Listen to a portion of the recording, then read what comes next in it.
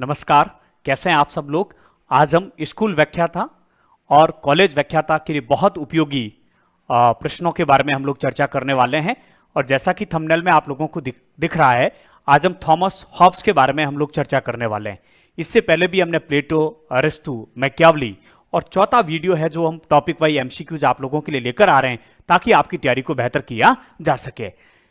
इस MCQ series को प्रारंभ करने से पहले यदि आप फर्स्ट ग्रेड पॉलिटिकल साइंस से तैयारी करना चाह रहे हैं तो आप हमारे ऐप पॉलिटिकल एकेडमी को डाउनलोड कर सकते हैं और पॉलिटिकल एकेडमी में जाकर आप लोग जो है हमारी डेमो कक्षाएं देख सकते हैं जो स्कूल लेक्चर से संबंधित है। पॉलिटिकल एकेडमी में आप सबका हार्दिक स्वागत है। आइए, आपका समय बहुत अमूल्य है और उसको ध्यान में रखते हुए हम आज की कक्षा को प्रारंभ करते हैं। सबसे पहला जो प्रश्न है थॉमस हॉब्स के संदर्भ में कि निम्नलिखित में से किसके विचारों को उपयोगितावाद के दार्शनिक अतिवाद में शामिल किया गया है। अर्थात इनमें से किस विचारक को उपयोगितावाद के दार्शनिक अतिवाद में शामिल किया गया है। अतिवाद में शामिल किया गया है।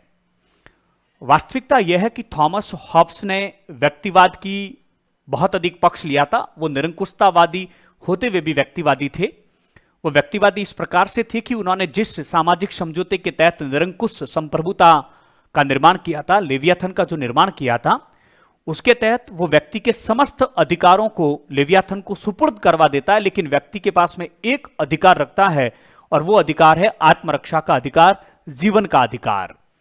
हॉब्स व्यक्तिवादी, निरंकुशतावादी होते हुए भी व्यक्तिवादी थे। साथ ही हॉब्स ने राज्य को उपयोगिता के संदर्भ में देखा। हॉब्स का मानना था कि राज्य का निर्माण व्यक्ति के लिए हुआ है, अर्थात व्यक्ति साध्य है और राज्य साधन है, और राज्य का कार्य व्यक्ति के हितों की सुरक्षा करनी है। राज्य तब तक ही है, लेवियाथन तब तक है जब तक व्यक्ति के हितों की सुरक्षा हो रही है। इस प्रकार से हॉब्स ने राज्य को उपयोगितावाद के संदर्भ में देखा कि राज्य उसके लिए उपयोगी है। राज्य इसलिए उपयोगी है क्योंकि वो व्यक्ति के हितों की सुरक्षा कर रहा है। राज्य इसके लिए उपयोगी है क्योंकि वो प्राकृतिक अवस्था की जो अराजकता है उसको समाप्त करना राज्य का मुख्य कार्य है, और राज्य का मुख्य कार्य है व्यक्ति के जीवन और संपत्ति की सुरक्षा करना, और व्यक्ति को सुरक्षा प्रदान करना राज्य का मुख्य ध्येय है। अतः हॉब्स ने अपने सिद्धांत में उपयोगितावाद के दार्शनिक के रूप में अतिवाद को शामिल किया है। तो ये कथन जो किसके संदर्भ में है, थॉमस हॉब्स के संदर्भ में है। दूसरा प्रश्न, कौन सा राजनीतिक चिंतक अरस्तु के विचारों को पूरी तरीके से अस्वीकार करता है। मैं इस बात को जानता हूं कि हम थॉमस हॉब्स के प्रश्नों की चर्चा कर रहे हैं तो बिल्कुल एक बात स्पष्ट है कि इसका उत्तर तो थॉमस हॉब्स ही होगा, लेकिन इसके साथ इसके पीछे कॉन्सेप्ट क्या है उसको हम लोगों को जानना जरूरी है। कौन सा राजनीतिक चिंतक अरस्तु के विचारों को पूरी तरीके से अस्वीकार करता है, तो इसका आंसर तो हो गया थॉमस हॉब्स। हॉब्स अरस्तु की किन बातों को अस्वीकार करता है। अरस्तु का मानना है कि राज्य स्वाभाविक व प्राकृतिक संस्था है, जबकि हॉब्स का कहना है कि राज्य प्राकृतिक और स्वाभाविक संस्था नहीं है, राज्य कृत्रिम संस्था है। राज्य समझौते का, संविदा का, अनुबंध का, सोशल कॉन्ट्रैक्ट का परिणाम है। तो राज्य प्राकृतिक संस्था नहीं है, राज्य स्वाभाविक संस्था नहीं है। अरस्तु का मानना है कि व्यक्ति सामाजिक व राजनीतिक प्राणी है। हॉब्स ने कहा व्यक्ति सामाजिक प्राणी बिल्कुल भी नहीं है, वो असामाजिक प्राणी है, वो प्राकृतिक अवस्था में रहता है।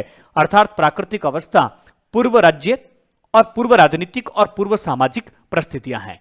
इसके अलावा अरस्तु का मानना था कि मनुष्य स्वाभाविक प्राणी है, मनुष्य जो है सामाजिक प्राणी है, और वो सब लोग साथ रहते हैं, और नैतिकता के कारण वो अपने हितों की सुरक्षा करने के लिए, हैप्पीनेस प्राप्त करने के लिए, हम कह सकते हैं खुशी प्राप्त करने के लिए, हम कह सकते हैं कि वो अपने जीवन को सद्जीवन बरकरार रखने के लिए मानव जो है सबसे पहले परिवार का निर्माण करता है, उसके बाद ग्राम का निर्माण करता है, और उसके बाद में राज्य का निर्माण करता है। इस प्रकार से व्यक्ति परिवार, परिवार से ग्राम, और ग्राम से राज्य, और राज्य के पास में जाकर वो ठहर सा जाता है। इनकी राज्य पूर्ण संस्था है, वो आत्मनिर्भर संस्था, उसके बाद में कुछ भी नहीं होता है। अरस्तु का मानना है कि सभी चीजें एक ही दिशा में जाती है, परिवार, ग्राम और राज्य। लेकिन हॉब्स का मानना है कि अरस्तु ने जो इस बात को स्वीकार किया है कि वो राज्य पर जाकर व्यक्ति ठहर सा जाता है, हॉब्स इस बात को बिल्कुल स्वीकार नहीं करता है। हॉब्स का मानना है कि प्रत्येक व्यक्ति अलग अलग प्रकार से हैं। जिस प्रकार से अणु, गैलीलियस से उसने इस बात को ग्रहण किया कि जिस प्रकार से अलग अलग प्रकार के अणु होते हैं और वो मिलकर किसी पदार्थ का निर्माण करते हैं, ठीक उसी प्रकार से मनुष्य स्वतंत्र है, अलग अलग है, और वो अपने स्वार्थ के कारण सब एक जगह होकर सामाजिक समझौते के तहत राज्य का और समाज का निर्माण करते हैं। तो कुल मिलाकर हम ये कह सकते हैं कि हॉब्स ने अरस्तु के सिद्धांतों को पूर्ण रूप से अस्वीकार कर दिया था। अगला प्रश्न, हॉब्स के लिए केंद्र बिंदु सत्ता है, न कि अधिकार। यानी कि हॉब्स के लिए सबसे महत्वपूर्ण है सत्ता, अर्थात संप्रभुता, अर्थात राज्य का निर्माण करना सामाजिक समझौते के तहत। यानी कि उसके लिए सत्ता महत्वपूर्ण है, अधिकार महत्वपूर्ण नहीं है। लेकिन इस बात को हम लोगों को जानना होगा, क्योंकि जीवन का अधिकार वो सुरक्षित रखता है। हॉब्स का मानना है कि जब सामाजिक समझौता होता है तब मानव अपने अपने ऊपर शासन करने का अधिकार और अपनी समस्त शक्तियां इस शर्त के साथ में संप्रभु को, लेवियाथन को, उस व्यक्ति या व्यक्तियों के समुदाय को सुपुर्द कर देता है कि दूसरे व्यक्ति भी अपने ऊपर शासन करने और अपनी शक्तियां उसको सुपुर्द कर देंगे। ये उसकी शर्त है। लेकिन हॉब्स व्यक्ति के सब कुछ अधिकार लेवियाथन को सौंप देता है, राज्य को सौंप देता है, लेकिन एक अधिकार वो फिर भी व्यक्ति के पास में रखता है, और वो है प्राकृतिक अधिकार। और वो प्राकृतिक अधिकार है जीवन का अधिकार, आत्मरक्षा का अधिकार, जिसे हॉब्स सर्वोच्च अधिकार मानता है। हॉब्स का मानना है कि राज्य का अस्तित्व इसीलिए है, राज्य का निर्माण इसीलिए किया ताकि वो व्यक्ति के आत्मरक्षा, उसके जीवन की सुरक्षा करें। आइए अब इस कथन को देखते हैं। हॉब्स के लिए केंद्र बिंदु है सत्ता। सत्ता इसलिए केंद्र बिंदु है क्योंकि प्राकृतिक अवस्था बहुत बदतर अवस्था है। प्राकृतिक अवस्था में व्यक्ति का जीवन अस्थिर है, व्यक्ति का जीवन क्षणिक है, व्यक्ति का जीवन एकांकी है, व्यक्ति का जीवन आसुरी प्रवृत्ति वाला है। ऐसी परिस्थितियों के अंदर राज्य सत्ता का निर्माण करना बहुत जरूरी है। और जब प्रत्येक व्यक्ति स्वतंत्र है, वो अपना मालिक खुद है, उसके ऊपर किसी प्रकार का कोई नियंत्रण नहीं है, वो अपने जीवन को बचाने के लिए कुछ भी कर सकता है। उसका प्राकृतिक अधिकार है जीवन का अधिकार, आत्मरक्षा का अधिकार, और वो अपनी आत्मरक्षा के लिए किसी को मार सकता है, किसी को पीट सकता, कुछ भी कर सकता अपने जीवन को बचाने के लिए। ऐसी स्थिति में हॉब्स का मानना है कि एक सामाजिक समझौते के माध्यम से बड़ा मुश्किल कार्य है राज्य का निर्माण करना, सत्ता प्राप्त करना, निरंकुश सत्ता की स्थापना करना बहुत मुश्किल कार्य है। इसलिए उसका मानना है कि हॉब्स का मानना है कि उसके केंद्र में सत्ता है, न कि अधिकार। सत्ता अधिकार से अधिक महत्वपूर्ण है, यह भी इसके संदर्भ में ठीक नहीं है। अधिकारों में कर्तव्य शामिल होंगे, यह तो बिल्कुल भी सही नहीं है। सत्ता और अधिकार एक दूसरे के अंतर्निहित टकराव है, यह भी ठीक नहीं है। लेकिन कथन 4 नंबर ठीक है, क्योंकि व्यक्तियों के बीच सहमति जुटाना बहुत कठिन कार्य है। सत्ता इसलिए केंद्र बिंदु है क्योंकि व्यक्तियों को बड़ी मुश्किल से एक जगह एकत्रित किया है। सामाजिक समझौता करना बहुत मुश्किल काम, क्योंकि अलग अलग लोग हैं, सभी स्वतंत्र हैं, और उन सबको एक जगह एकत्रित करके समझौता करवाना बड़ा मुश्किल कार्य। अपने मारवाड़ी में एक कहावत है, मतीरा और भारो बांधना बड़ा मुश्किल काम है, क्योंकि एक को बांधो फिर दूसरा बिखर जाएगा। तो हॉब्स का मानना है कि जब व्यक्ति स्वतंत्र है, अणु की भांति है, वो सभी स्वतंत्र है, अपने ऊपर अधिकार करने, शासन करने का उनके पास अधिकार है, उनके पास, सबके पास जीवन का अधिकार है। ऐसी स्थिति में सभी व्यक्तियों से समझौता करवाकर सत्ता को प्राप्त करना बहुत मुश्किल कार्य है। इसलिए जो है उनका मानना है कि केंद्र में जो है सत्ता है, व्यक्तियों के बीच सहमति जुटाना बड़ा ही मुश्किल कार्य है। एक बार फिर से हम किसकी बात कर रहे हैं? हॉब्स के एमसीक्यू प्रश्न की बात कर रहे हैं। आप फर्स्ट ग्रेड पॉलिटिकल साइंस की तैयारी कर रहे हैं तो मोबाइल ऐप पॉलिटिकल एकेडमी अवश्य डाउनलोड करें, वहां जाकर हमारी डेमो कक्षाएं देखें।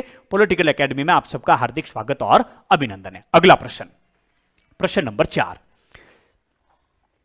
हॉब्स के अनुसार प्रजा को संप्रभु के विरुद्ध प्रतिरोध का अधिकार है, यानी कि सामाजिक समझौते के बाद जो निरंकुश सार्वभौम संप्रभुता की जो सत्ता है, जो निरंकुश शासक है, उसके विरुद्ध, संप्रभु के विरुद्ध जनता को प्रतिरोध करने का अधिकार है।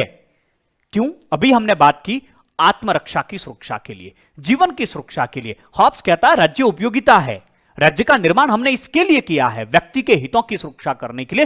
प्राकृतिक अवस्था में व्यक्ति के ऊपर सबसे बड़ा खतरा क्या था? उसके जीवन को खतरा था, उसकी संपत्ति सुरक्षित नहीं थी। अतः व्यक्ति ने अपने जीवन और अपनी संपत्ति की सुरक्षा के लिए राज्य का निर्माण किया है।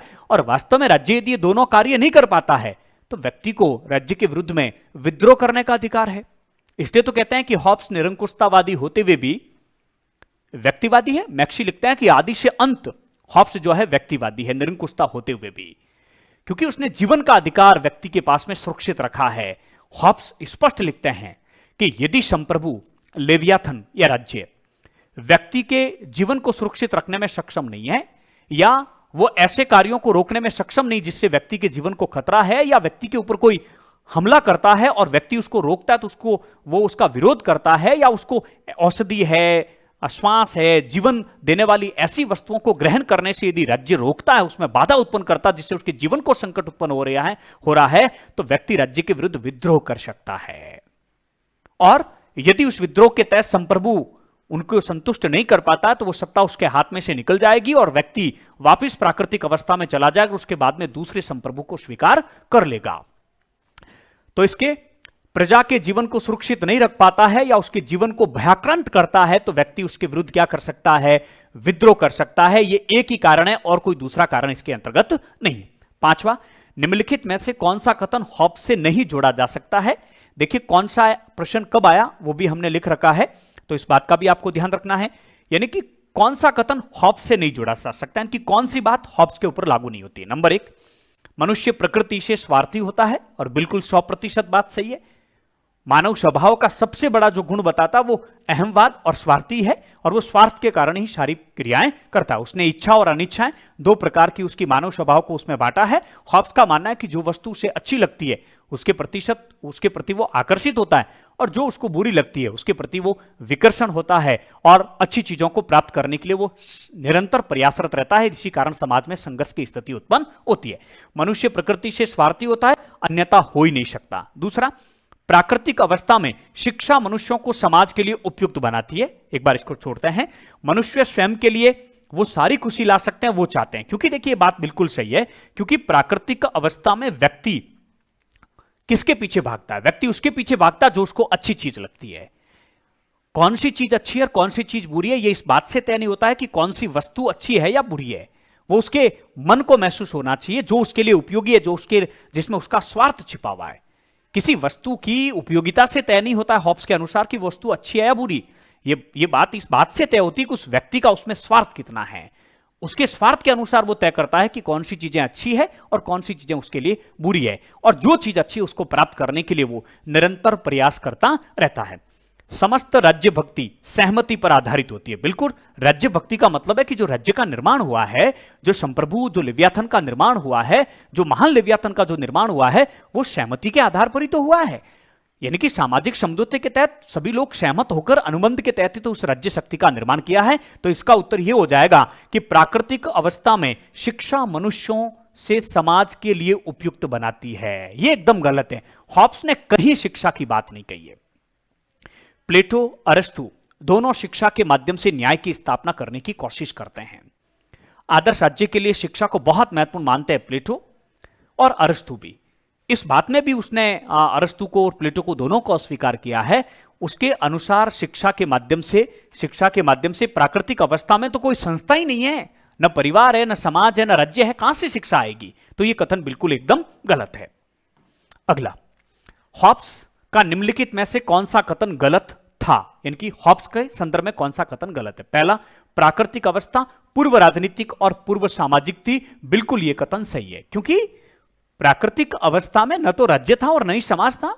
मानव जो है सामाजिक प्राणी नहीं है, वह असामाजिक प्राणी हॉब्स के अनुसार। वो अरस्तु से एकदम इसके विपरीत है, प्लेटो के एकदम इसमें विपरीत है। उन्होंने उन सिद्धांतों को अस्वीकार कर दिया। उसके अनुसार प्राकृतिक अवस्था में न तो राज्य है न समाज है, व्यक्ति एकांकी है, वो अकेला है और बस खुद के अलावा उसको किसी से कोई मतलब नहीं। वो स्वार्थी है, उसका जीवन क्षणिक है, अल्प है, छोटा है, कभी भी कोई भी उसको मार सकता है। सार्वभौम संविदा का एक पक्षकार था। सार्वभौम यानी कि जिसको हमने सत्ता दी है, संप्रभुता सत्ताधारी लेवियाथन समझौते का पक्षकार था। यह बात एकदम गलत है, क्योंकि सामाजिक समझौता हॉब्स के अनुसार व्यक्तियों के बीच में हुआ, न कि उस व्यक्ति या व्यक्ति समुदाय के बीच में हुआ जिसके तहत संप्रभुता का निर्माण हुआ, जिसके तहत लेवियाथन का निर्माण हुआ। यानी कि राजा समझौते का अंग नहीं है। बहुत ठीक से सुनना इस बात को, राजा समझौते का अंग नहीं है, राजा समझौते का पार्ट नहीं है। इस कारण उसके ऊपर किसी प्रकार की कोई शर्त लागू नहीं होती है। वो निरंकुश है, उसके ऊपर किसी प्रकार का कोई बंधन नहीं है। वो निरंकुश है क्योंकि वो समझौते का अंग नहीं है। उसके ऊपर कोई नियम कानून लागू नहीं होता। वो सबसे सर्वोच्च है, वो धार्मिक संस्थाओं से भी सर्वोच्च है, सब कुछ उसके अधीन है। लेवियाथन कि यदि आपने उस पुस्तक का जो मुख्य पृष्ठ यदि देखा है तो उसने एक आदि मानव से उसको निर्मित किया है और उसके भीतर बहुत से मनुष्यों के से उसका निर्माण कर रखा उस शरीर का, महादैत्य का। इसका मतलब है कि सब मनुष्य ने मिलकर उस लेवियाथन का निर्माण किया है। उसके एक हाथ में तलवार है और एक हाथ में धर्मदंड है, अर्थात धर्म सत्ता और राज सत्ता दोनों में वो सर्वोच्च है, उसके ऊपर कोई नहीं है। और कुल मिलाकर उसके ललाट पर ऐसा लिखा हुआ है कि इस भूतल पर उसके समकक्ष कोई शक्तिशाली नहीं, उसके बराबर कोई भी नहीं है। तो इसका मतलब है कि जो है सार्वभौम संविदा का वो एक पक्षकार नहीं था, सार्वभौमिनी संप्रभु राजा लेवियाथन जिस संस्था का निर्माण हुआ, जिस व्यक्ति का निर्माण किया गया, जिसको सारी शक्तियां सौंपी गई समझौते के तहत, वो समझौते का पक्षकार नहीं था। समझौता व्यक्ति और व्यक्तियों के बीच में हुआ था। मानव स्वभाव में अर्जनशील प्रवृत्ति होती है, वो बहुत कुछ प्राप्त करना चाहता है, वो स्वार्थी है, किसको अर्जित करना चाहता है, जो उसको अच्छा लगता है। स्वत्व बोधक प्रवृत्ति यानी कि स्वत्व यानी वो खुद के लिए बहुत कुछ करना चाहता है। स्वत्व, सीबी मैकफरसन ने कहा था स्वतमूलक व्यक्तिवाद, यानी कि व्यक्तिवाद यानी व्यक्ति के हित, लेकिन अत्यधिक व्यक्ति के हितों की बात करता है हॉब्स। वो प्राकृतिक अवस्था की अराजकता को समाप्त करने के लिए सामाजिक समझौता करता है और उसका मूल कारण ही व्यक्ति की सुरक्षा है। और राज्य जो है व्यक्ति के लिए, राज्य यदि व्यक्ति के हितों की सुरक्षा नहीं कर पा रहा, उसके जीवन के अधिकार को सुरक्षित नहीं रख रहा है, तो व्यक्ति को विद्रोह का अधिकार देता है वो। इसलिए कहते हैं कि हॉब्स निरंकुशतावादी होते हुए भी व्यक्तिवादी है। तो मानव स्वभाव में अर्जनशील प्रवृत्ति होती है, स्वत्वमूलक प्रवृत्ति है, ख्याति के लिए, वो अपने वैभव के लिए कुछ भी कर सकता है। प्यार मुख्य रूप से पाए जाते हैं, तो ये बिल्कुल उसके स्वभाव में है। प्राकृतिक अवस्था जो है, ये मानव स्वभाव की बात बिल्कुल सही है। प्राकृतिक जो अवस्था है वो वास्तव में एकांकी है, उसको परिवार से, घर से, समाज का राज्य ही नहीं है। उसका जीवन बहुत बुरा इसलिए है कि आसुरी प्रवृत्ति है, उसका जीवन क्षणभंगुर है, अल्पायु है, कभी भी उसका जीवन समाप्त हो सकता है। वो निर्दयी है, उसके मन में दया नाम की किसी प्रकार की कोई चीज नहीं है। हॉब्स ने मानव स्वभाव और प्राकृतिक अवस्था का जो वर्णन किया है, आलोचक कहता है कि वो एक पक्षीय है, क्योंकि मानव वास्तव में इतना बुरा नहीं होता। तो इसका उत्तर हो जाएगा सार्वभौम संविदा का एक पक्षकार नहीं था, और इसमें लिखा हुआ है कि सार्वभौम संविदा का एक पक्षकार था, इसलिए कथन गलत है। 7वां, निम्नलिखित में से किसका कथन है कि समय समय पर व्यक्ति द्वारा इच्छा की जाने वाली वस्तुओं को प्राप्त करने में सतत सफलता आनंद है? देखिए, प्राकृतिक अवस्था में हॉब्स का मानव अपनी इच्छाओं की पूर्ति करने के लिए जो चीजें उसको अच्छी लगती है, उसके प्रति आकर्षित होने के कारण उन वस्तुओं को वो प्राप्त करना चाहता जो दूसरे भी प्राप्त करना चाहते हैं, और उन वस्तुओं को प्राप्त करने के लिए वो किसी भी हद तक जा सकता है। यह कथन हॉब्स से संबंधित है कि समय समय पर व्यक्ति अपनी इच्छा की जाने वाली वस्तुओं को प्राप्त करने में सतत सफलता ही उसके लिए क्या है? आनंद है। यह कथन हॉब्स का है। अगला, किसके लिए समस्त अस्तित्व एकदम गतिशील पदार्थ है? इस मामले में भी हॉब्स अरस्तु को अस्वीकार करता है। अरस्तु का मानना है कि जो है सभी चीजें एक ही दिशा में जाती है और फिर एक जगह पर जाकर ठहर जाती है। इनकी राज्य का जैसे निर्माण होता है, क्योंकि वो सर्वोच्च संस्था है, वो पूर्ण है, वो आत्मनिर्भर है, उसके बाद व्यवस्थाएं ठहर सी जाती है। हॉब्स इस बात को स्वीकार नहीं करता है। हॉब्स के अनुसार समस्त वस्तुएं गतिशील है, यांत्रिक है, गतिशील है। मानव गति करता रहता है, उसकी इच्छाएं बढ़ती जाती है। बाहरी जो मनोवैज्ञानिक जो तत्व है, बाहरी जो भौतिक जो वातावरण है, वो उसको प्रेरित करता रहता है। व्यक्ति वहां से प्रेरक शक्ति के रूप में वो वस्तुएं काम करती है कि जैसे हमारे आसपास का जो वातावरण है, वहां हम कोई भी चीज देखते हैं तो उसको प्राप्त करने की बात करते हैं। मैं अक्सर ये एग्जांपल देता हूं कि एक छोटा बच्चा घर से बाहर जाता है और कोई खिलौना देख के आता है तो घर आकर रोता है कि मुझे वैसा दिलाओ। क्यों? क्योंकि वो उसके पास है।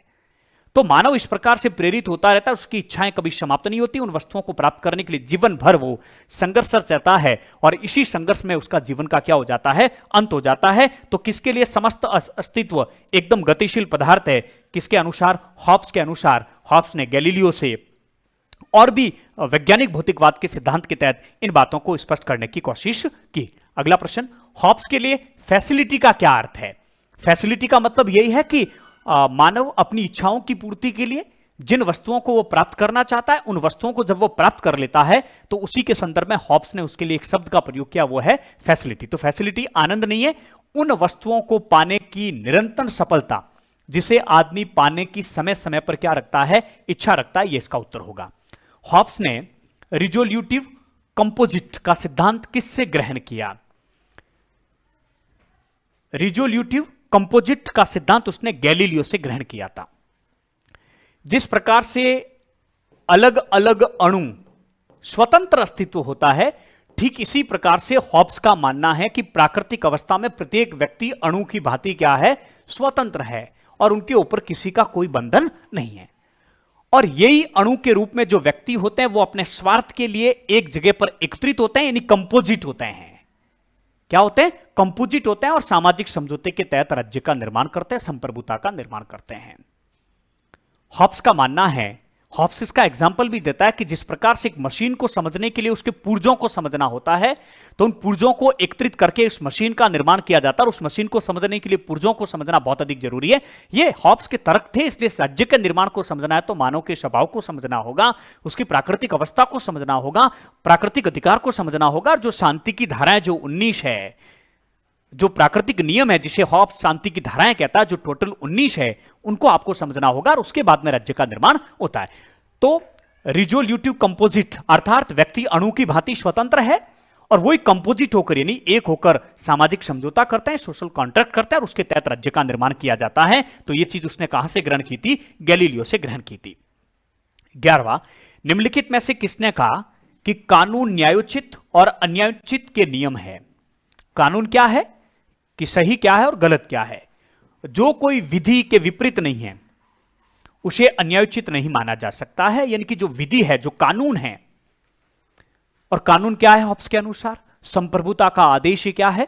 कानून है, क्योंकि वो कानून से बंधा हुआ नहीं है, वो नियमों से बंधा हुआ नहीं है, वो विधि से बंधा हुआ नहीं है, वो सर्वोच्च है इन सबके ऊपर। संप्रभुता का आदेश ही कानून है। अर्थात हॉब्स वैधानिक संप्रभुता का समर्थक था। हॉब्स का मानना था कि राजा के आदेश ही कानून है और उसका पालन करना बाध्य है। हॉब्स के अनुसार दो प्रकार के कानून, एक प्राकृतिक कानून और एक राजनीतिक कानून, या जिसको हम नागरिक यानी कि राजा के द्वारा जो आदेश दिए जाते हैं वो वाले कानून। हॉब्स का मानना था कि प्राकृतिक कानून विवेक का परिणाम है और प्राकृतिक अवस्था में उनका पालन करने के लिए व्यक्ति बाध्य नहीं है, लेकिन राजा के जो आदेश है, जो कानून है, उसका पालन करना अति आवश्यक है। नागरिक कानूनों का पालन करना अति आवश्यक है, क्योंकि उसी में व्यक्ति का क्या है? हित है। और जो विधि के विरुद्ध नहीं है वो सब सही है। देखिए, कानून न्यायोचित है या अन्यायोचित? जो कोई विधि के विपरीत नहीं है वो अन्यायोचित नहीं है, अर्थात जो विधि के अनुकूल है वो न्यायोचित है, उसको अन्यायोचित नहीं कह सकते हैं। ये बात किसकी है? हॉब्स की है। आइए, अरस्तु की अपेक्षा करने वाला पहला आधुनिक राजनीतिक विचारक कौन सा था? जून 2012 में नेट के एग्जाम में प्रश्न पूछा गया, रिपीट था। 2017 में यही प्रश्न पूछा गया था कि अरस्तु की अपेक्षा करने वाला पहला जो है राजनीतिक विचारक कौन था? हॉब्स था, क्योंकि उसने उनकी बहुत सी चीजों को नकार दिया था, जिसकी हम लोग चर्चा कर चुके हैं। ये जितने भी प्रश्न हम करवा रहे हैं, ये सारे प्रश्न हमने जो हमने हॉब्स टॉपिक जो पूरा पढ़ा रखा है उसमें सारे प्रश्न क्लियर हो रहे हैं। तो आप वहां जाकर जरूर इन कक्षाओं को देखें। किस राजनीतिक चिंतक को वैज्ञानिक राजनीति का जनक कहा जाता है? वैज्ञानिक राजनीति का जनक इसलिए कहा जाता है क्योंकि उसने वैज्ञानिक भौतिकवाद की अध्ययन पद्धति का प्रयोग करते हुए, तर्क का प्रयोग करते हुए, विज्ञान के सिद्धांतों का प्रयोग करते हुए, डेकार्ते, गैलीलियो से बहुत सी चीजों को ग्रहण करते हुए जिस समय एक नई विज्ञान का जन्म हो रहा था, ठीक उसी प्रकार से नई राजनीति विज्ञान का जन्म करने का उदाहरण किसको, श्रेय किसको दिया जाता है? हॉब्स। हॉब्स परलौकिकता को, नैतिकता को, धर्म को, ईश्वर को, इन सारी चीजों को मानव के जीवन से दूर कर दिया। हॉब्स का मानना था स्वयं को पढ़ो, अर्थात मानव को समझना है तो उसके स्वयं के मस्तिष्क को समझना जरूरी है। व्यक्ति स्वयं का मालिक स्वयं ही है, वो किसी परलौकिक क्षमता के अधीन या वो किसी ईश्वरीय शक्ति, उन सबसे उसने उसको मुक्त कर दिया था। यही तो कारण था कि माइकल ऑक्सफोर्ड ने कहा था कि लेवियाथन अंग्रेजी भाषा भाषियों के द्वारा लिखी गई एक सर्वश्रेष्ठ पुस्तक है। तो ये हो गया आपके हॉब्स। हॉब्स की प्रमुख चिंता क्या थी? हॉब्स की प्रमुख चिंता राज्य की सुरक्षा, समाज की सुरक्षा, व्यक्ति की सुरक्षा या शासन की सुरक्षा? बता दीजिए, इसका उत्तर आप बता दीजिए। हॉब्स की मुख्य जो है चिंता क्या थी आपके अनुसार? हॉब्स की जो है मुख्य चिंता क्या थी? हॉब्स की मुख्य चिंता राज्य की सुरक्षा थी, समाज की सुरक्षा थी, शासन की सुरक्षा थी या व्यक्ति की सुरक्षा थी? देखिए,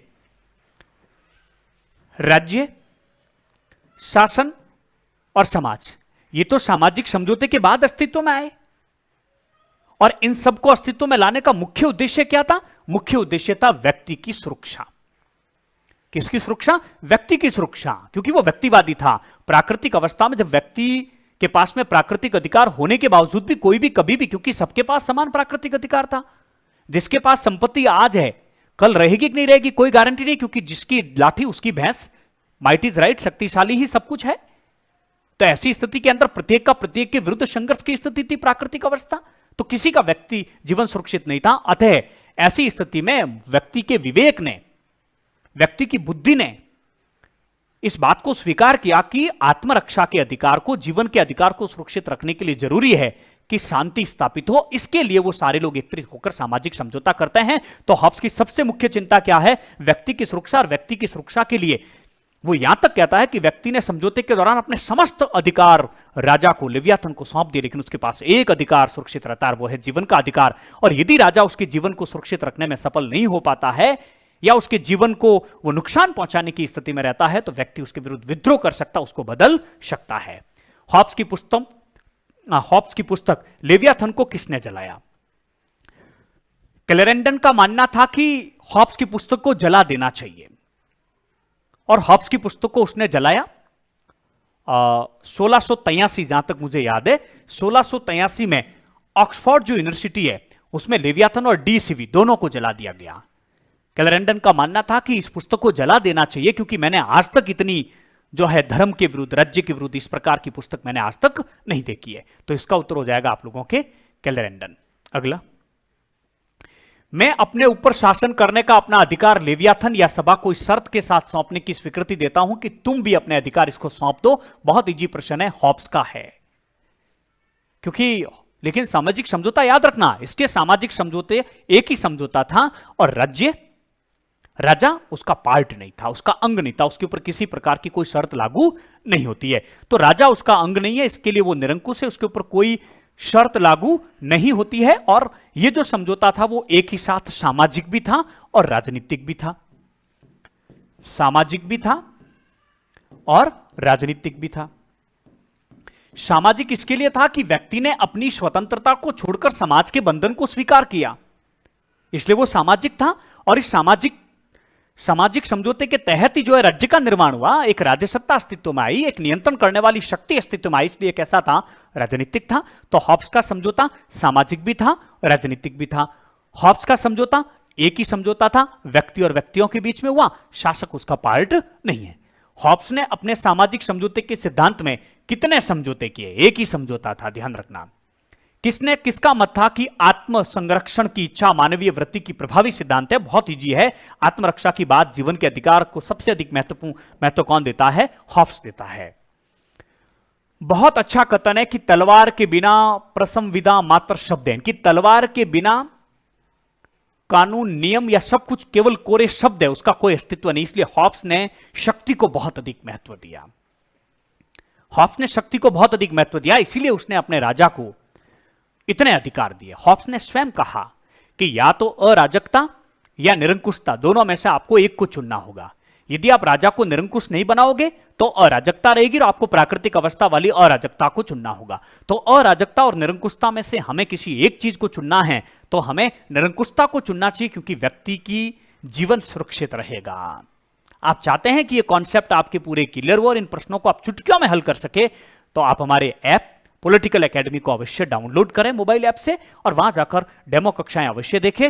इसके कमेंट्स बॉक्स में भी हमने जो है हमारे ऐप का लिंक दे रखा है। आप हमारे व्हाट्सएप ग्रुप से जुड़ सकते हैं, आप हमारे टेलीग्राम ग्रुप से भी जुड़ सकते हैं, जिसका लिंक भी हमने दे रखा है। चलिए आगे बढ़ते हैं। तो इसका उत्तर हो गया आपके हॉब्स। यही तो कारण है कि जो लेवियाथन है उसकी जो पुस्तक है उसका मुखपृष्ठ आप गूगल पर लेवियाथन इमेज लिखिए, आपको जो लेवियाथन के ऊपर का जो आपको लेवियाथन दिखेगा, राजा जो दिखेगा, उसके एक हाथ में धर्मशास्त्र है और एक हाथ में तलवार है। तलवार यानी तलवार से ही काम चलेगा, तलवार के बिना कोरे शब्दों की कोई उपयोगिता नहीं है। धर्मदंड का मतलब है कि वो धर्म और राजसत्ता दोनों में सर्वोच्च है, बाकी सब चीजें उसके अधीन है। सन 1588 में हॉब्स का जन्म हुआ। मैं जुड़वा बच्चों को जन्म दिया, मेरी मां ने जुड़वा बच्चों को जन्म दिया, एक तो मुझे और एक बह को। अरमेंडा का जब युद्ध हो रहा था उसी वर्ष 1588 में हॉब्स का जन्म हुआ था, और स्पेनी जहाजों के डर से हॉब्स का जन्म उसकी मां के डर के कारण समय से पहले हो गया। और उसके बाद उसने इंग्लैंड के गृह युद्ध को देखा, उसको वहां से भागना पड़ा। सारे जीवन उसने इस प्रकार की चीजों को स्वीकार किया, इसलिए वो अंतिम समय में कहता है कि मेरी मां ने दो लोगों को जन्म दिया, हम दो जुड़वा भाई है, एक भय और एक मैं। ध्यान रखना, हॉब्स के पूरे दर्शन में, हॉब्स के संपूर्ण सिद्धांतों में भय सबसे महत्वपूर्ण है, और भय के कारण ही वो सारी सिद्धांतों का सामाजिक समझौता होने का कारण क्या है? व्यक्ति का भय, किसका भय? जीवन का भय। तो हॉब्स का यह कथन किस बात की ओर इंगित करता है? तत्कालीन इंग्लैंड की स्थिति की तरफ जो है यह इंगित करता है। इस बात का आप लोगों को ध्यान रखना है। विवेक द्वारा जाना गया प्रकृति का कानून मानसिक अवधारणा या सामान्य नियम है जो मनुष्य को उन कार्यों को करने से रोका जाता है जो उसके जीवन के लिए हानिकारक है। प्राकृतिक अवस्था संघर्ष की अवस्था थी, क्योंकि मानव अपनी इच्छाओं की पूर्ति के लिए लगातार वो प्रयासरत रहता था, संघर्षरत रहता था, अपने जीवन को बचाने के लिए, अधिक से अधिक संपत्ति प्राप्त करने के लिए, अधिक से अधिक शक्ति प्राप्त करने के लिए, अपने जीवन की सुरक्षा के लिए, अपनी संपत्ति की सुरक्षा के लिए लगातार वो संघर्षरत रहता था और उसका जीवन अस्थिर था। हॉब्स का मानना है कि प्राकृतिक अवस्था में प्रत्येक व्यक्ति के पास में प्राकृतिक अधिकार थे और उन प्राकृतिक अधिकार जीवन का अधिकार था। वो अपने जीवन की सुरक्षा के लिए किसी भी व्यक्ति का जीवन ले सकता था, अतः व्यक्ति का जीवन क्षणभंगुर था। ऐसी अवस्था में व्यक्ति के विवेक ने, व्यक्ति की बुद्धि ने प्राकृतिक नियमों का निर्माण किया जाता। वो 19 थे, लेकिन प्राकृतिक नियमों का पालन करने के लिए व्यक्ति बाध्य नहीं था। लेकिन व्यक्ति की बुद्धि और व्यक्ति की विवेक के स्वरूप उसके मन में एक बात आई कि हमें शांति स्थापित किए बिना हम अपने जीवन को सुरक्षित नहीं कर सकते, भले कितने प्राकृतिक अधिकार क्यों ना देते। इसलिए वो सारे एकत्रित होते हैं और सामाजिक समझौते के तहत राज्य का निर्माण करते हैं। हॉब्स का मानना है कि विवेक व्यक्ति को उन कार्यों को करने से रोकते हैं जो उसके जीवन के विरुद्ध है। विवेक व्यक्ति को अराजकता की स्थिति में आने से रोकते हैं, अतः व्यक्ति जो है विवेक के माध्यम से ही राज्य का निर्माण करता है। तो यहां बहुत महत्वपूर्ण चीज है कि हॉब्स का मानना था कि विवेक प्राकृतिक अवस्था में विपत्तियों से बचाने का मार्ग दिखाता है। प्राकृतिक अवस्था में जहां व्यक्ति का जीवन बहुत अधिक असुरक्षित होता है, उस प्राकृतिक अवस्था में विवेक जो है व्यक्ति को विपत्तियों से बचाता है, बाधाओं से बचाता है, इनकी व्यक्ति को वो कार्य करने से रोकता है जो उसके जीवन के विरुद्ध है। और वो कार्य कौन सा है? प्रत्येक का प्रत्येक के विरुद्ध युद्ध, प्रत्येक का प्रत्येक के विरुद्ध संघर्ष की स्थिति, जिसकी लाठी उसकी भैंस। ये जो चीज थी, शक्ति ही सब कुछ है, ये जो चीज थी प्रत्येक का प्रत्येक के विरुद्ध जो संघर्ष की स्थिति थी, उसको समाप्त करने के लिए वो अपने विवेक से ही सामाजिक समझौते की तरफ आता है। तो विवेक द्वारा जाना गया कि प्राकृतिक जो कानून है, मानसिक अवधारणा या सामान्य नियम है जो मनुष्य को उन कार्यों करने से रोकते जो उनके जीवन के लिए हानिकारक है। तो इसलिए तो उन्होंने 19 जो है प्राकृतिक नियम बनाया, जिसे हॉब्स शांति की धाराएं कहता है। शांति की धाराएं जो कि कितनी है? 19 है।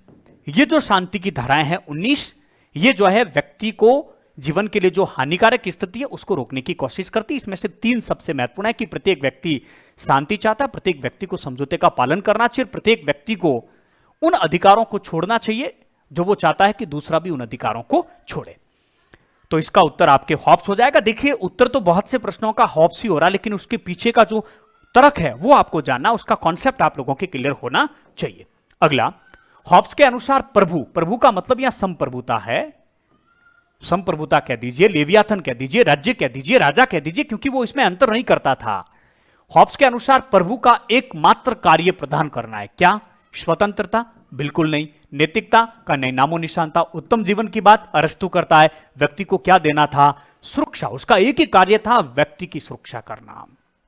राज्य की सुरक्षा नहीं, व्यक्ति की सुरक्षा करना। हॉब्स के विचार में व्यक्ति मुख्य है, व्यक्ति साध्य है और राज्य साधन है। क्योंकि हॉब्स व्यक्तिवादी था, अतः उसने राज्य की व्यक्ति की बात कही थी। हॉब्स का लेवियाथन आधारित है प्रयोग ज्ञान पर नहीं, उसने कोई प्रयोग नहीं किया, अवलोकन नहीं, उसके जो भी सिद्धांत थे वो ऐतिहासिक नहीं थे, उसने केवल कल्पना की थी प्राकृतिक अवस्था की, मानव के स्वभाव की। क्योंकि इंग्लैंड का जो गृह युद्ध हुआ था 1542 से 1549 के बीच में, ये जो इंग्लैंड का गृह युद्ध था, इस गृह युद्ध के दौरान और 1529 में राजा ने जो चार्ल्स प्रथम ने संसद को भंग कर दिया था। 1529 से 1540 के बीच में राजा ने बिना संसद के शासन चलाया था, और 1540 में जो उन्होंने जो संसद बुलाई थी, जिसको हम लॉन्ग पार्लियामेंट, दीर्घ संसद के नाम से जानते हैं, वो लगभग मेरे हिसाब से 53 तक रहती है, यदि मैं नहीं भूल रहा हूं तो, हो सकता है इसमें कुछ गलती भी हो सकती है। 1549 में लॉन्ग पार्लियामेंट ने चार्ल्स प्रथम को जो है मृत्युदंड दे दिया। यह सारा माहौल उसने देखा। गणतंत्रीय सरकार जो क्रॉमवेल के नेतृत्व में आयोजित हुई थी 1949 के बाद, उसकी उसने असफलता को देखी और पुणे 1560 में चार्ल्स द्वितीय के नेतृत्व में राजतंत्र की स्थापना होते हुए देखी। इसलिए उसकी स्थिति थी क्योंकि हॉब्स ने जन्म से डर को देखा, हॉब्स ने इंग्लैंड में गृह युद्ध की स्थिति को देखा, हॉब्स ने क्रॉमवेल के नेतृत्व में गणतंत्रात्मक शासन की असफलता को देखा। इसलिए उसका निश्चय पक्का था कि शांति के लिए, विकास के लिए, प्रगति के लिए निरंकुश राजतंत्र होना जरूरी है। इसलिए हॉब्स अपने सिद्धांत के माध्यम से निरंकुश राजतंत्र की स्थापना करता है। वो संप्रभुता की अवधारणा को प्रतिपादित करता है। यह जरूर अपवाद है कि वो जीवन का अधिकार व्यक्ति को देता है, विद्रोह का अधिकार व्यक्ति को देता है। तो लेवियाथन आधारित थी, अनुभव पे आधारित नहीं थी। वो किसके ऊपर आधारित थी? तर्कशास्त्र के ऊपर, क्योंकि वो विज्ञान की बात करता था, तर्क की बात करता था। उसने सारे सिस्टम को वैज्ञानिक भौतिकवाद की जो उसकी अध्ययन पद्धति थी उसके आधार पर स्पष्ट किया था। हॉब्स के अनुसार मनुष्य को प्रेरित करने वाला उत्तम अंश है, यानी कि हॉब्स के अनुसार मनुष्य को प्रेरित करने वाला उत्तम अंश कौन सा है? उत्तम अंश कौन सा है? तो उत्तम अंश भय है, क्योंकि हॉब्स के संपूर्ण दर्शन का जो मुख्य, जो केंद्र बिंदु है, जो मुख्य, जो उसके सिद्धांतों का जो कारण है, वो निरंकुश राजतंत्र की जो स्थापना करना चाहता है। जन्म से मृत्यु तक उसने जो परिस्थितियां देखी वो सब किससे प्रेरित है? भय की। प्राकृतिक अवस्था में व्यक्ति को भय तो था कि कभी भी कोई भी उसका जीवन ले सकता है। इसलिए तो विवेक के माध्यम से प्राकृतिक अधिकार की बात है, प्राकृतिक नियमों की बात है, अंत में सामाजिक समझौते के तहत राज्य का निर्माण किया गया। एक ये प्रश्न भी पूछ लिया गया, हॉब्स का जीवन काल क्या था? तो आपको यह भी याद रखना है कि 1588 में जब अरमेंडा का युद्ध था तब उसका जो है जन्म हुआ था और 1679 में उसका निधन हुआ था। इसलिए मोटी मोटी चीजें ध्यान रखनी चाहिए। प्रश्न का कोई भरोसा नहीं क्या पूछ लिया जाए। अगला प्रश्न, हॉब्स ने धर्म का आधार स्पष्ट किया, यानी कि हॉब्स के अनुसार धर्म क्या है? हॉब्स के अनुसार धर्म अदृश्य शक्तियों का भय है। हॉब्स स्पष्ट लिखते हैं कि धर्म अदृश्य शक्तियों का भय है। इस धर्म के माध्यम से व्यक्ति को उन अदृश्य शक्तियों से डराया जाता है और व्यक्ति उससे डरता है, जो कि उसके लिए बहुत अधिक नुकसानदेह है। हॉब्स स्पष्ट अपने राजा को यह निर्देश देता है कि धर्म अदृश्य शक्तियों का भय है, परलौकिक है, अदृश्य शक्तियों का भय है, जिससे राजा को अपने राज्य और अपनी जनता दोनों को बचाना है। बहुत अच्छी बात कही कि राजा को इस जो अदृश्य जो भय है, इससे राज्य को, अपनी प्रजा और स्वयं राज्य को, दोनों को जो है इससे क्या करनी है? रक्षा करनी है। तो हॉब्स ने धर्म का आधार स्पष्ट किया, अदृश्य शक्तियों का भय। ध्यान रखना, अंधविश्वास, सामाजिक परंपराएं या सामाजिक रूढ़िवादिता जैसे शब्दों का प्रयोग नहीं किया है। हालांकि हम धर्म को कई बार अंधविश्वास से, सामाजिक परंपराओं से, सामाजिक रूढ़िवादिताओं से जोड़ देते हैं, लेकिन अपने को कुछ नहीं जोड़ना है। जब भी आप राजनीतिक विचारक की बात करें, पाश्चात्य विचारक की बात करें, हमें अपना दिमाग बिल्कुल नहीं लगाना है। उसने क्या कहा यह महत्वपूर्ण है। और हॉब्स के अनुसार धर्म था अदृश्य शक्तियों का भय, उसका स्पष्ट कथन है। अगला, हॉब्स के विचारों के संदर्भ में दिए गए कथनों को ध्यान से पढ़िए। राज्य एक कृत्रिम संस्था, बिल्कुल सही है। सोफिस्ट पहले व्यक्ति थे जिन्होंने, सोफिस्ट विचारकों ने कहा था राज्य कृत्रिम है, प्राकृतिक नहीं है। लेकिन उसके बाद में चाहे सुकरात हो, चाहे प्लेटो हो, चाहे अरस्तु हो, जिन्होंने राज्य को प्राकृतिक माना, स्वाभाविक संस्था माना।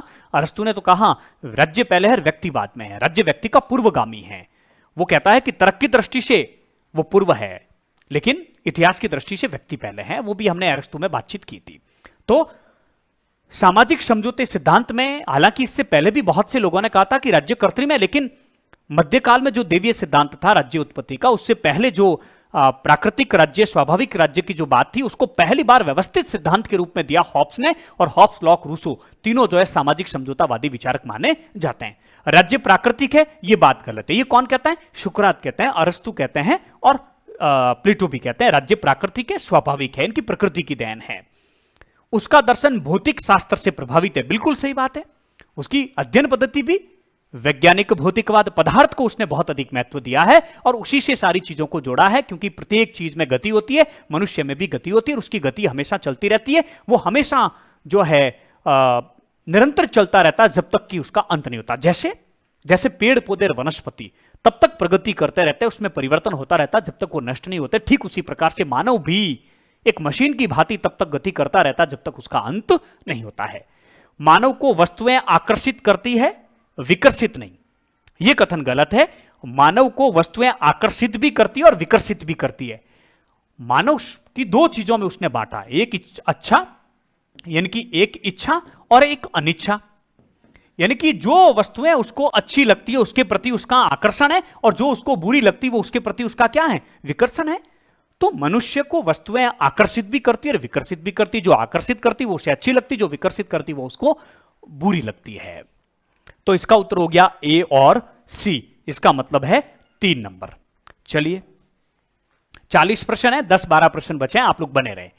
सामाजिक संविदा यानी कि सामाजिक समझौते के सभी सिद्धांतकारों के संदर्भ में निम्नलिखित में से क्या सही है। इनकी हॉब्स, लॉक, रूसो के अलावा जितने भी सामाजिक समझौते के तहत राज्य की उत्पत्ति को मानते हैं उन सब में कॉमन चीज क्या है, उन सब में कॉमन चीज है कि सामाजिक सहमति के साथ ही लोक सत्ता यानी कि राज्य का निर्माण हुआ, प्रभु सत्ता का निर्माण हुआ।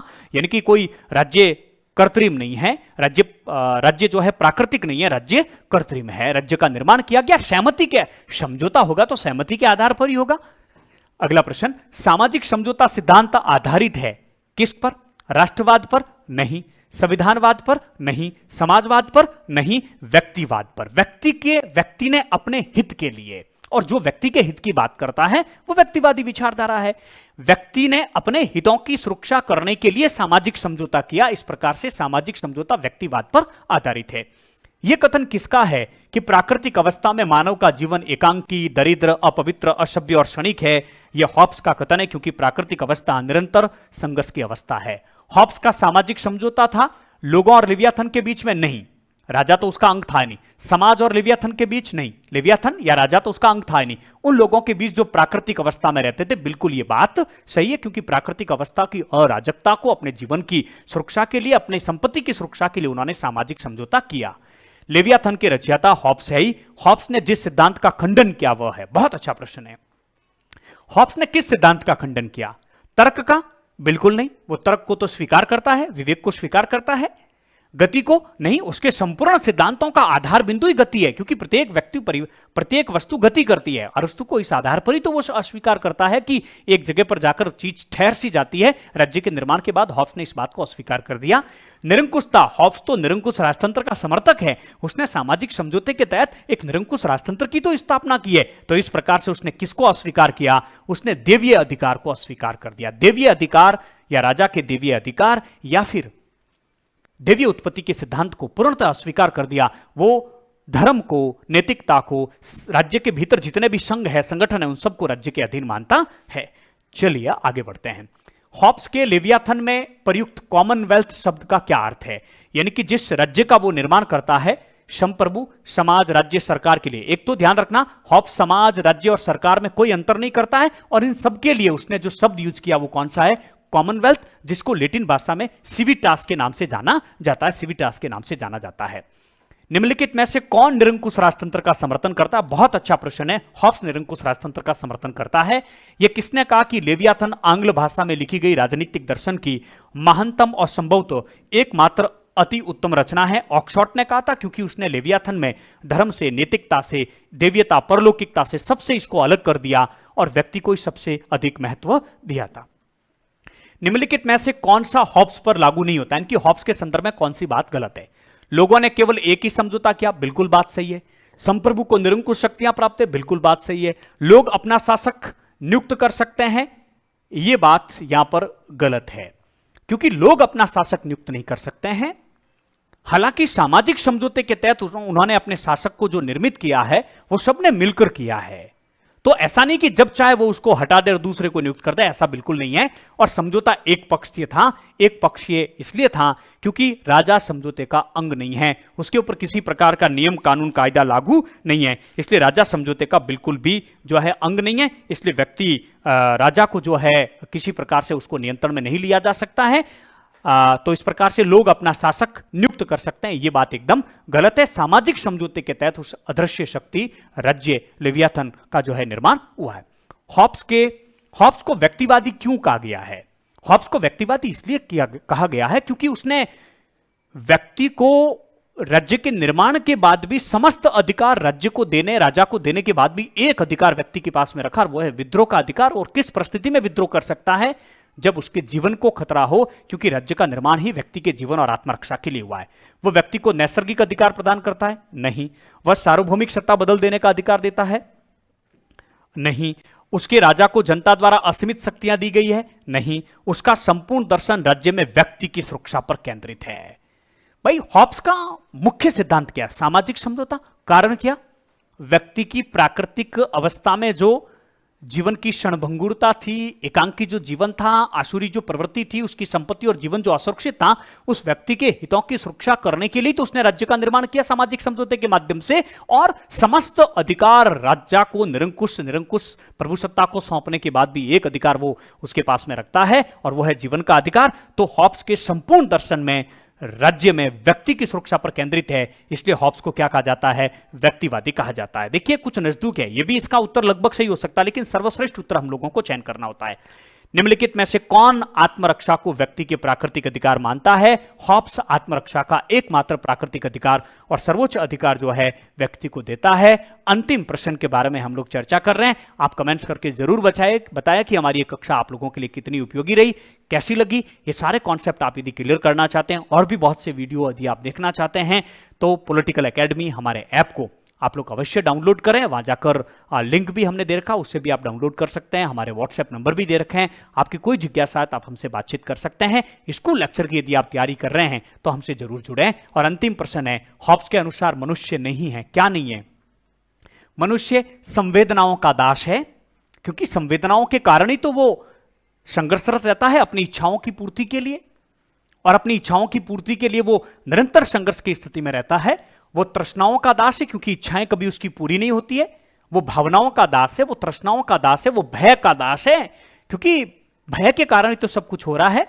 लेकिन वो लेवियाथन का दास नहीं है, क्योंकि इस लेवियाथन के तहत राज्य का लेवियाथन जो पुस्तक है या जो राजा, उसका दास नहीं है, क्योंकि उसके विरुद्ध यदि वो उसकी जीवन को खतरा उत्पन्न करता है या उसके विरुद्ध में जो शक्तियां उसको रोक नहीं पाता है या व्यक्ति को जीवन जीने वाली वस्तुओं को प्राप्त करने से रोकता है, तो वो उसके विरुद्ध विद्रोह कर सकता है। इसलिए वो लेवियाथन का दास नहीं है। हमने पूरी कोशिश की कि न केवल आप लोगों को एमसीक्यू प्रश्न करवाएं, बल्कि एमसीक्यू प्रश्न के साथ साथ में आप लोगों का पूरा कॉन्सेप्ट भी क्लियर करें। लगातार हमारी ये कक्षाएं हैं, आप हमारे यूट्यूब चैनल पर जाकर प्लेटो, अरिस्टो, मैकियावली और हॉब्स के संदर्भ में जो हमने एमसीक्यू प्रश्न करवाएं उनको आप लोग देख सकते हैं। कमेंट्स करके जरूर बताएं। इसे आपको ठीक लगता है, अच्छा लगता है तो इसको लाइक भी करें, और फर्स्ट ग्रेड की तैयारी करने वाले अभ्यर्थियों तक इस वीडियो को शेयर अवश्य करें। हमारे साथ यहां तक बने रहने के लिए आप सबका बहुत बहुत आभार। थैंक यू, धन्यवाद।